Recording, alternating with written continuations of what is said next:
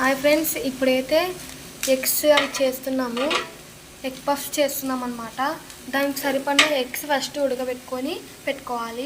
దాని తర్వాత మనం ఆనియన్స్ ఇలా ఫ్రై చేయాలన్నమాట. రెడ్ అయ్యేంత వరకు ఫ్రై చేయాలి.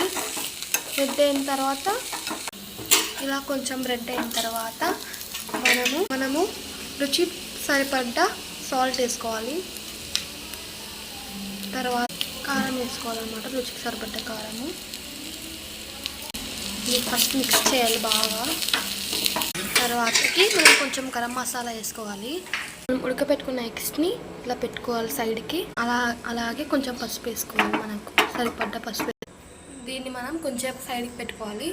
మనం తీసుకున్న ఎగ్స్ని కూడా కొంచెం సైడ్కి పెట్టుకుందాం. ఇప్పుడు ఎగ్ పఫ్స్ ప్రిపేర్ చేద్దాము. దానికి కావాల్సిన పిండిని ప్రిపేర్ చేద్దాం. చూడండి, అలా ప్రిపేర్ చేసుకొని పెట్టుకున్నాను. చూడండి, పిండి అయితే చాలా స్మూత్గా మీడియంగా ఉండాలి.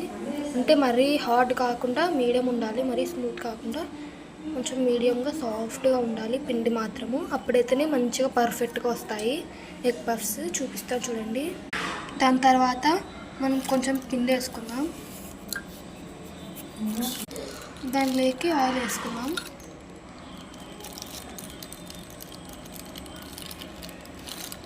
చూడండి, ఆయిల్ వేసుకున్న తర్వాత దాన్ని బాగా కలపాలి.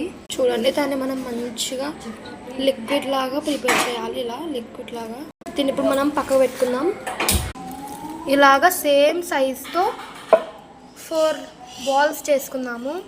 తర్వాత మిగిలిన పిండిని తర్వాత చేసుకుందాం. మనం కలిపెట్టుకున్న లిక్విడ్ని ఇలా కొంచెం కొంచెంగా ప్లేట్ మీద చల్లుకుంటూ, ప్లస్ మనం ఆయిల్ కూడా కొంచెం కొంచెం వేసుకుందాం.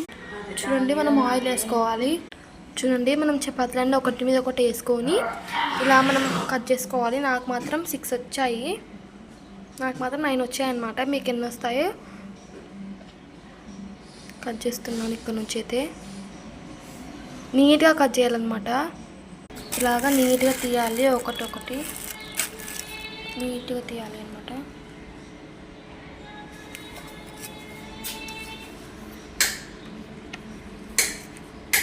చూడండి, ఇలా తీసిన తర్వాత చూడండి, ఇలా మనం ఒకటి తీసుకోవాలన్నమాట. దానిలో నుంచి మళ్ళీ దాన్ని ఇలా రోల్ చేసుకోవాలి. కొంచెం పెద్దగా మళ్ళీ రోల్ చేసుకుంటే మనకు కొంచెం పెద్దగా వస్తుంది, సరిపోతుంది. చూడండి, ఎగ్స్ ఇలా ఆఫ్ చేసుకోవాలి నీట్గా. చూడండి, అన్నీ ఇలా చేసుకొని పెట్టుకుందాం. చూడండి, మనం చేసి పెట్టిన